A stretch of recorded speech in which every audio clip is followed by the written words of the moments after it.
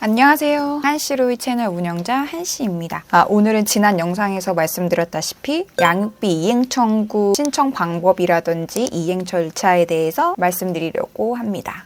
일단 시작하기에 앞서서 저는 전문가가 아니기 때문에 저의 얘기는 참고로만 봐주시고 자세한 거는 사람마다 케이스가 모두 달라서 정확한 내용은 전문 변호사와 반드시 상의하시기를 추천드립니다. 저는 경험에 의한 부분에 대해서만 말씀을 드리고 다른 부분들은 이후에 계속 지속적으로 업데이트를 하도록 하겠습니다. 일단 미혼모가 양육비를 청구하려면 두 가지를 진행해야 됩니다. 첫 번째는 인지청구 소송을 해야 되고요. 두 번째는 양육비 청구 소송을 해야 합니다.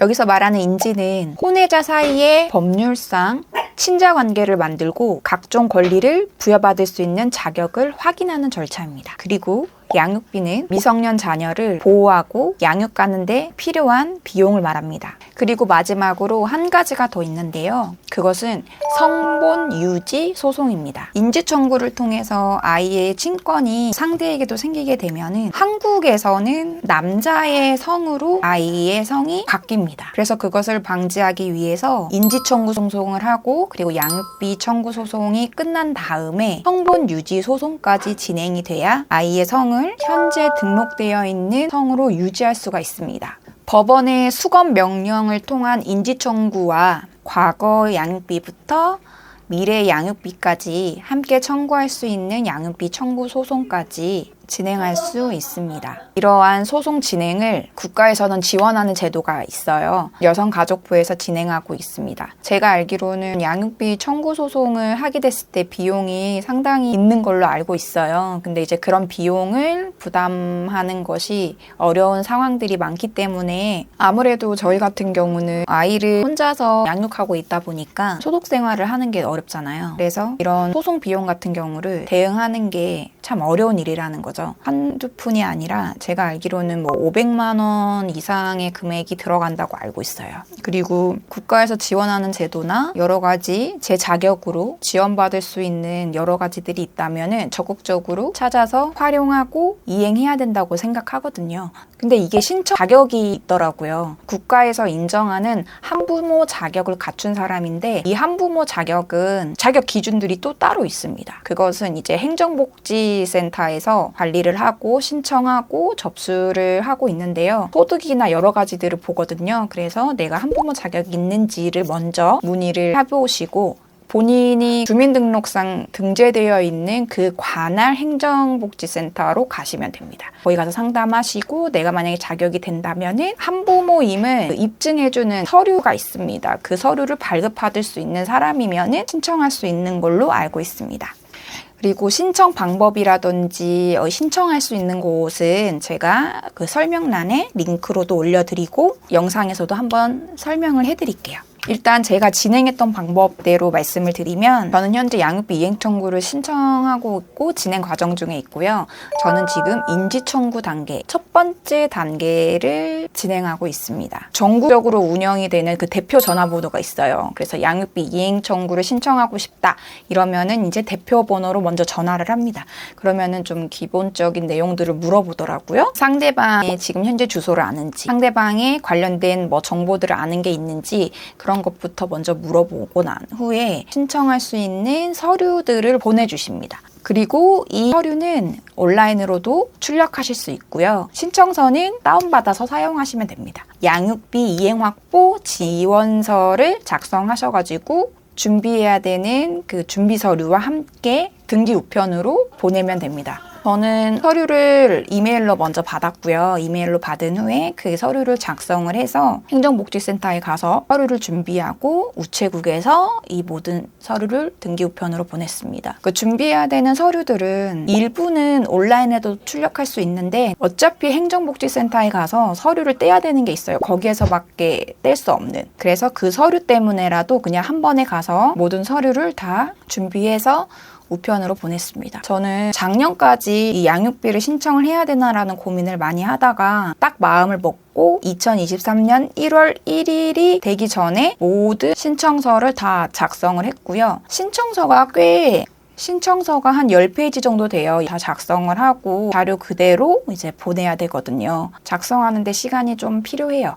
양육비 이행 확보 지원 신청서 작성 방법은 예시표도 같이 있어서 그거를 바탕으로 작성을 하면 됩니다. 서류를 작성하는데 딱히 막히거나 어려움이 있었던 거는 거의 없었던 것 같아요. 왜냐면 예시에 자세하게 안내되어 있고 안내되어 있는 거 그대로 따라서 작성을 하면 되더라고요. 그래서 신청서와 준비 서류를 준비해서 등기 우편을 보내고 나서 저의 담당 변호사님이 배정이 될 때까지 기다립니다. 진행 사건에 따라서 저의 순서가 엄청 뒤로 밀릴 수도 있고 빨리 될 수도 있다고 해요. 사람마다 다르기 때문에 이거는 제가 신청을 하면은 한 몇 개월 걸려요. 이렇게 구체적으로 얘기할 수 없지만 저의 경험에 의해서 제 상황에서는 제가 1월 1일에 접수를 했는데 3개월 걸렸던 것 같아요. 3월 중순 정도에 담당자가 배정이 돼서 연락이 왔고 그때부터 이제 시작이 되는 것 같더라고요.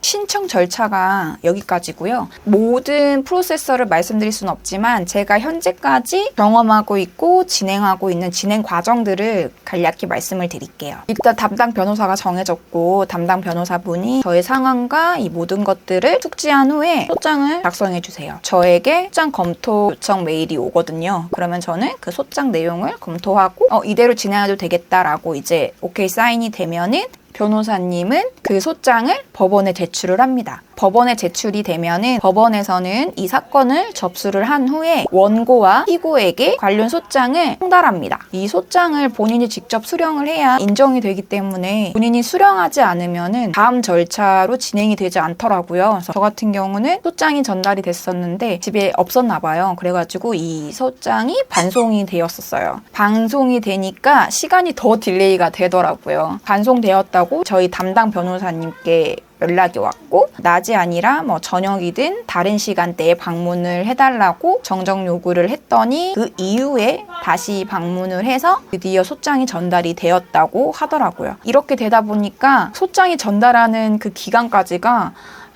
거의 한 달 반? 이렇게 시간이 소비되더라고요. 법원에서 진행하는 관련된 것들은 그 전화를 하거나 그럴 수 있는 일들이 아니라고 하더라고요. 무조건 문서를 전달하거나 이런 식으로 일이 진행이 되다 보니까 아무래도 좀 다른 일들보다는 좀 많이 딜레이가 되는 것 같더라고요. 그래서 드디어 소장이 양쪽 모두에게 전달이 돼서 법원에서는 인지청구를 위한 지정 병원에 유전자 감정 총탁을 하게 됩니다. 병원에서는 그 내용을 받고 유전자 검사할 수 있는 일정을 정해서 저희에게 피드백이 와요. 긴 시간 동안 제가 기다렸는데 그 기다리는 기간 동안에 매일 전화해서 지금 진행 상황 어떻게 돼요? 이렇게 할 수가 없겠더라고요. 이 과정들을 검색해서 제가 실시간으로 볼 수 있는 방법이 있어요. 이것도 제가 설명란에 링크를 걸어 놓을게요. 이런 식으로 자료를 볼 수가 있습니다. 상대방에게 언제 전달이 되었고 실제로 수령이 됐는지 병원에서는 이것을 어떻게 진행이 되고 있고 이런 것들을 좀 간략하게 볼 수 있더라고요. 그 유전자 검사는 비용이 발생을 해요. 근데 그 비용도 국가에서 지원이 된다고 하더라고요. 제가 진행했던 과정 동안에는 진짜 엄청 오랜 시간을 기다렸거든요. 지금 벌써 1월 달부터 시작해서 지금 벌써 6월 달이 다 되어 가잖아요.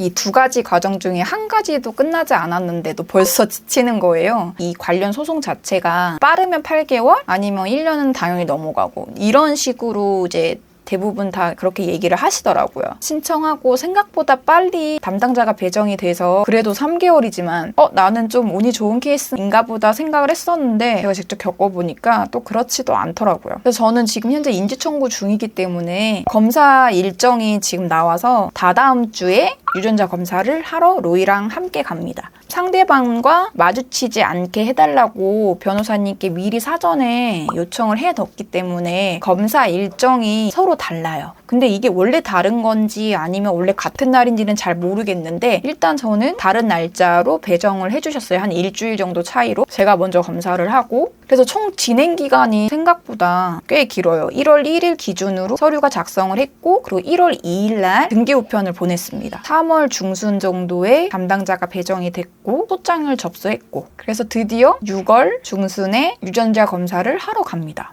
담당 변호사가 배정되기까지 한 3개월 정도 걸리고, 그리고 소장 작성하기까지 1개월 좀 안 되게 걸리고, 피고가 소장을 수령하기까지 한 2개월 정도 걸리고, 왜냐면 한 번 반송이 됐었으니까. 그리고 유전자 검사 결정까지 2개월이 되더라고요. 인지 청구를 할 수 있는 유전자 검사를 하기까지 한 6개월이라는 시간이 걸렸다. 이제 이렇게 말씀드릴 수 있을 것 같아요. 지금 현재까지 제가 알고 있는 정보들, 그리고 신청하는 방법, 이런 것들을 준비하시는 분들에게 꼭 도움이 됐으면 좋겠고, 실제 경험을 해야 보이는 것들 있잖아요. 양육비를 소송을 진행을 할까라고 고민을 했을 때 아무리 다른 정보를 찾고 해도 와닿지가 않는 거예요. 근데 제가 직접 경험을 해보니까 이 정도 기간이 걸리는구나, 여기서 신청하면 되는구나, 이런 것들이 이제 한눈에 보이게 되니까 이런 것들을 설명하면 좋겠다라고 생각을 해서 이 과정을 진행을 했습니다. 이런 소송이나 이런 것들은 반드시 사람마다 상황이 달라질 수 있기 때문에 꼭 변호사님과 꼭 상담을 통해서 진행하시기를 권장드리고, 저희 담당 변호사님이랑 잠깐 얘기를 한 거지만 소송을 진행을 할 때도 굳이 상대와 마주치지 않아도 된다고 하시더라고요. 대리인으로 이제 저희 변호사님이 진행을 해주실 수 있다고 하셨고, 다만 진행 과정이 되게 오래 걸리기 때문에 지치지 않으셨으면 좋겠다라고 얘기를 하시더라고요. 오늘 영상은 그렇게 길지 않을 것 같아요. 지금까지 현재 진행 내용이 이렇게 돼 있고, 아무래도 인지청구 자체만으로도 굉장히 긴 시간이 걸리기 때문에 양육비 소송 진행을 생각하고 계신 분들은 하루라도 빨리 신청을 하셨으면 좋겠고, 그리고 신청하실 생각이 없더라도 반드시 이번 기회에 꼭 신청을 할까라고 생각을 하셨으면 좋겠다고 생각이 듭니다. 그리고 적극적으로 본인 상황에 맞는 내가 지원받을 수 있고 내가 신청할 수 있는 제도들을 반드시 적극적으로 찾아서 활용하시길 바랍니다. 그리고 저는 다음 영상에서 또 찾아올게요. 제가 요즘 7월 달에 로이 돌잔치가 있고 7월 달에 또 로이 돌잔치 끝나자마자 집을 이사를 가거든요. 너무너무 정신이 없어요. 몸이 진짜 10개로도 부족한 상태가 됐습니다. 그런 상황에서 이제 양육비 이행 청구도 같이 진행을 하고 있다 보니 일단 오늘 영상이 어떻게 나올지 저도 잘 모르겠고, 그리고 마이크도 처음으로 한번 테스트 해보고 있어요. 지난번 영상에서 개 짖는 소리가 너무 나가지고 이 정보를 전달해야 되는 이런 영상에 그 영상을 또 편집하면서 제 마음이 아팠습니다. 이런 영상을 업로드할 수밖에 없는 상황. 그래서 그런 것들을 다 예방하기 위해서 마이크도 사서 따로 녹음을 하고 있고요. 제가 생각했을 때 영상의 화질도 중요하지만 이 오디오가 굉장히 중요하다고 생각이 들더라고요. 영상의 퀄리티를 좀 더 높이고 싶어서 준비를 했고요. 다음 영상은 업데이트되는 소식이 있으면 영상을 만들어서 올리고요. 이 모든 게 완결됐을 때 한편으로 볼 수 있게끔 한번 만들어 보고 싶네요. 너무 오래 걸리는 것 같아요. 그럼 저는 다음 영상에서 찾아올게요. 지금까지 시청해주셔서 감사합니다. 안녕! I know that a girl like you could be falling